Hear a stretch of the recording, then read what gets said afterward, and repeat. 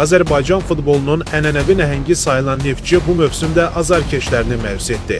Zəngin tarixə, böyük büdcəyə və geniş azarkeş ordusuna sahib olan bu klub nə çempionluq mübarizəsinə qoşula bildi, nə də Avrokuboklar üçün mübarizə aparan kollektivə çevrildi. Bəs bu nəticələrin arxasında nə dayanır? Problemlər haradan qaynaqlanır? Günahkar kimdir? Sadəcə bir mövsümün yox, artıq bir neçə illik çöküşün səbəbləri nədir?